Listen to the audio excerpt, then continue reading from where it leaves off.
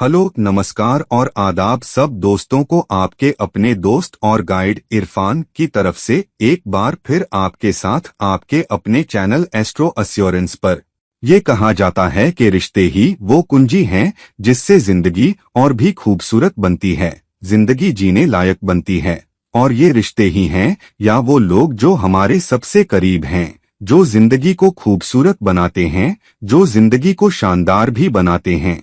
इससे हमें महसूस होता है कि हम अकेले नहीं हैं। हमारे आसपास ऐसे लोग होते हैं जो हमें खुश करते हैं, जो हमें चुनौतियां भी दे सकते हैं, जो हमें उदास भी कर सकते हैं। और इसलिए क्योंकि रिश्ते ही हमारी जिंदगी के खूबसूरत होने या कभी कभी हमारे वजूद की भी कुंजी हैं, तो रिश्तों में आने वाली चुनौतियां निश्चित तौर पर वो हैं जो हमारी जिंदगी को और भी दुखी या उदास कर देंगी और उसमें और भी संघर्ष बढ़ा देंगी। तो अगर रिश्ते इतने जरूरी हैं, तो सबसे पहला सवाल जो उठता है वो है सातवें भाव या सातवें भावेश की गरिमा या सेहत का सवाल, या कभी कभी दोनों का। सातवां भाव और सातवें भावेश की गरिमा इतनी जरूरी क्यों है? इसलिए क्योंकि सातवां भाव सिर्फ किसी प्रतिबद्ध साथी या पति पत्नी या पार्टनर का भाव नहीं है, अगर वो मर्द है या औरत है। अगर ऐसा मामला हो, हालांकि ये हर उस शख्स के बारे में है जिससे हम रोजमर्रा के आधार पर जुड़ते हैं, क्योंकि ये लगन के बिल्कुल सामने हैं। तो जो भी इस वक्त आपके सामने है वो शख्स सातवें भावेश को या सातवें भाव के क्षेत्रों को प्रस्तुत करता है।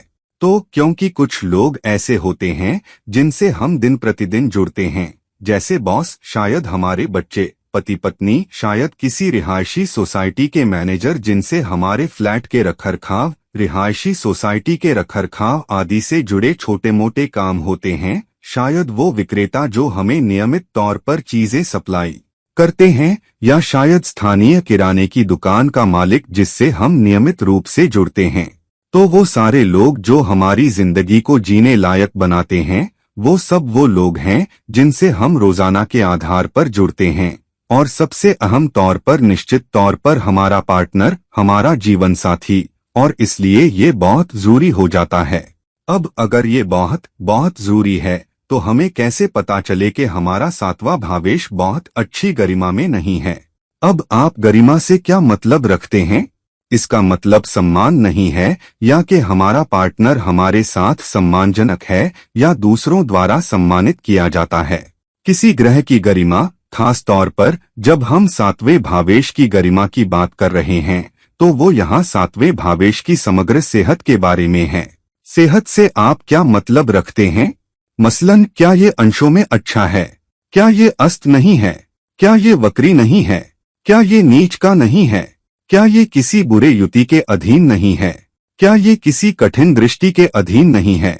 ये सारी चीजें जो इस पर कठिन प्रभाव डालती हैं, जिसकी वजह से ये हमें बेहतरीन परिणाम नहीं दे पाता।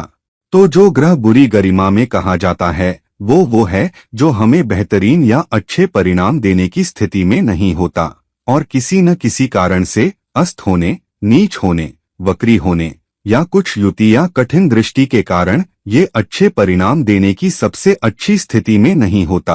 असल में ये उसके विपरीत परिणाम देता है, जो ये तब दे सकता है जब ये अच्छी गरिमा या अच्छी सेहत में हो, जब इस ग्रह पर कोई क्रूर ग्रहों का प्रभाव न हो। पहले तो अगर आप देखें, सातवां भावेश कभी भी लग्नेश का मित्र नहीं होता है, किसी भी सूरत में नहीं। तो कम से कम ये तटस्थ हो सकता है या क्रूर हो सकता है, लेकिन ये निश्चित तौर पर लग्नेश के लिए मित्र ग्रह नहीं है। तो ये अपने आप में हमारे सामने एक चुनौती है कि हमारा सातवां भावेश हमारे अपने व्यक्तित्व, हमारे अपने चरित्र का पूरक है, जिसका मतलब है कि ये वैसे भी शुरू से एक संघर्ष है कि आपको अपने से अलग लोगों के साथ रहना है, व्यक्तित्व में अलग, चरित्र में अलग। तो कभी कभी सिर्फ इसलिए कि वो हमारे सोचने के तरीके से अलग हैं, हमें ये नहीं मान लेना चाहिए कि हमारा सातवां भावेश खराब गरिमा में है। सातवां भावेश माना ही गया है कि पूरक या अलग हो उस परिणाम में जो ये हमें देता है, या चुनौतीपूर्ण भी हो सकता है अगर ये हमारे लग्नेश के लिए क्रूर ग्रह है, जो बहुत सारे मामलों में हो सकता है। उसके ऊपर अगर ये वक्री ग्रह है, तो जाहिर है, क्योंकि वक्री का मतलब उसके 12वें भाव के परिणाम भी होते हैं या उसके आखिरी भाव के। 7वें भाव से 12वां भाव छठा भाव हुआ। रिश्ते का नुकसान, शत्रुतापूर्ण रिश्ते, दुश्मन, चुनौतियां, कोर्ट कचहरी, मुकदमेबाजी। तो वक्री 7वां भावेश स्पष्ट तौर पर आपको वहां चुनौतियां दे सकता है। एक नीच का 7वां भावेश आपको दूसरी तरफ से बहुत कम प्रतिक्रिया दे सकता है, दूसरी तरफ से बहुत कम अच्छे परिणाम दे सकता है। असल में ऐसी चुनौतियां जिन्हें आपको पार करना है या आपको उस क्षेत्र में भरना है, आपको अतिरिक्त रोमांस भरना है, आपको उन उम्मीदों को भरना है जो एक जोड़े के रिश्ते से होती हैं, तो ये वहां एक संघर्ष बन जाता है। अस्त ग्रह में शायद ही कोई ताकत होती है कि वो शानदार परिणाम दे सके। असल में सूर्य उसका काम संभाल लेता है, क्योंकि किसी ग्रह का अस्त होना तब होता है जब वो सूर्य के बहुत करीबी अंशों में होता है, तो सूर्य उस ग्रह के परिणामों को संभाल लेता है। लेकिन सूर्य क्या है? सूर्य एक शक्तिशाली क्रूर ग्रह है, एक प्राकृतिक क्रूर ग्रह जो व्यक्तित्व की समस्याएं लाता है, जो आत्ममुग्धता लाता है, जो झूठा अहंकार लाता है, जो अहंकार की समस्याएं लाता है, और साथ ही ये नियंत्रण की समस्याएं भी लाता है। तो ये कोई आसान ग्रह नहीं है जिससे निपटा जाए, खास तौर पर अगर 7वां भावेश अस्त हो रहा है। तो अलग अलग क्षेत्रों में, चाहे वो वक्री हो, अस्त हो या नीच हो, 7वां भावेश बुरी गरिमा में हो सकता है।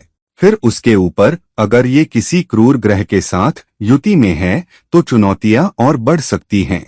अगर ये शनि था, एक प्राकृतिक क्रूर ग्रह, तो रिश्ते के स्थिर परिणाम या स्थिर नतीजे जीवन में बहुत देर से आ सकते हैं। शुरुआती रिश्तों में नियमित ब्रेकअप होते हैं, अपनी पत्नी या पति के साथ नियमित गलतफहमियां होती हैं।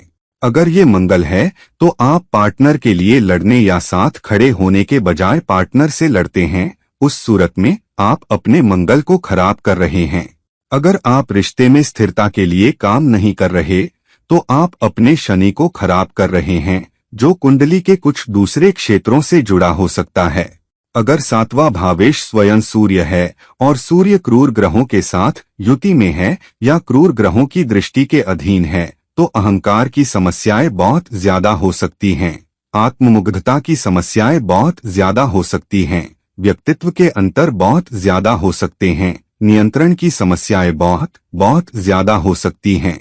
अगर ये राहु या केतु है तो भगवान ही मदद करें। अगर राहु या केतु के साथ कोई और युति हो जो लग्नेश के साथ स्थित हो और किसी दूसरे क्रूर ग्रह की दृष्टि के अधीन हो, या कोई दूसरा क्रूर ग्रह युति में आ जाए, क्योंकि तब हर तरफ से ईंटें उड़ रही होती हैं और आपको बिल्कुल पता नहीं होता कि कैसे संभालें।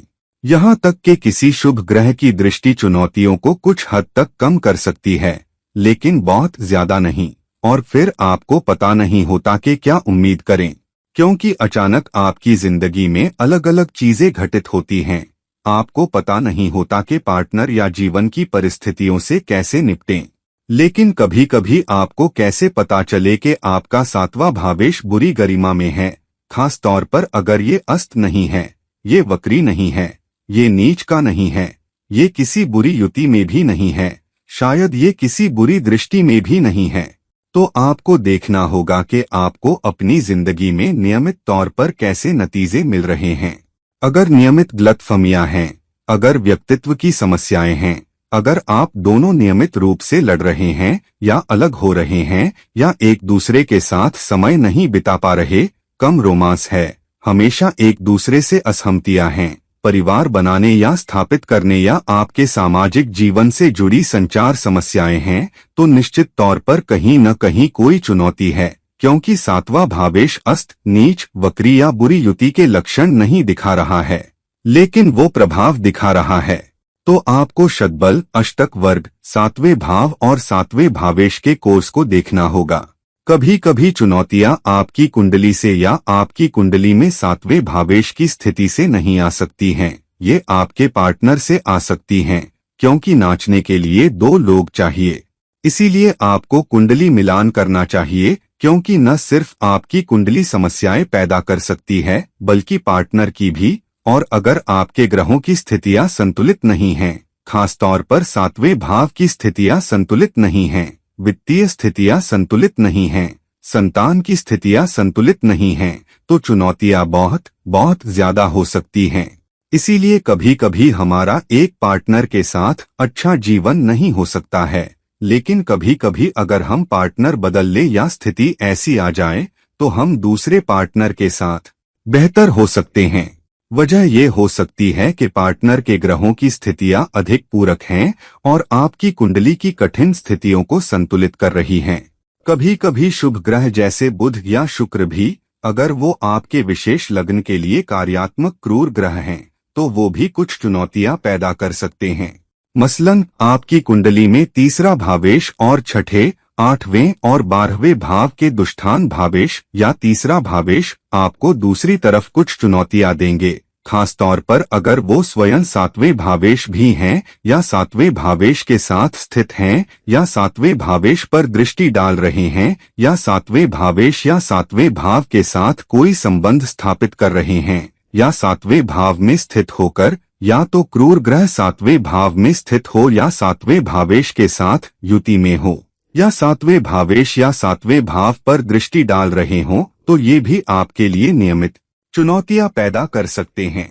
तो ध्यान रखें कि क्या आपका 7वां भावेश अस्त है, वक्री है, नीच का है, कठिन युति में है या कठिन दृष्टि में है या शतबल या अष्टक वर्ग के अंकों के हिसाब से भी गरिमा खराब है, तो समस्याएं नियमित रूप से आती रहेंगी। कभी कभी समस्याएं बहुत अहम हो सकती हैं, जिनमें अलगाव या ब्रेकअप तक शामिल हो सकता है। कभी कभी चुनौतियां केवल थोड़ी अवधि के लिए हो सकती हैं, खास तौर पर जब क्रूर ग्रह आपके 7वें भाव या 7वें भावेश पर गोचर कर रहे हों।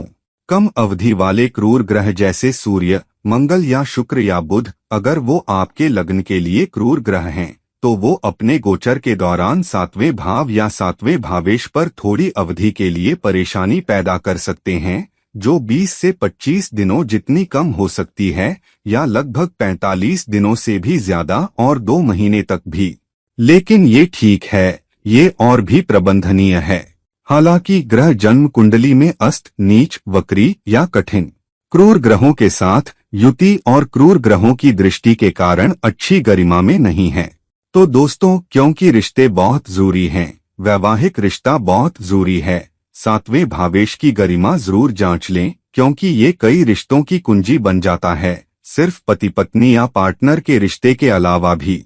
हालांकि मैंने हमेशा अपने ज्यादातर वीडियोस में, खास तौर पर जब मैं रिश्तों के बारे में बात करता हूँ, कहा है कि ग्रहों की स्थितियां सिक्के का सिर्फ एक पहलू हैं। सिक्के का दूसरा पहलू आपका अपना नजरिया, आपके अपने गुण, आपका रिश्ते के प्रति अपना रवैया है।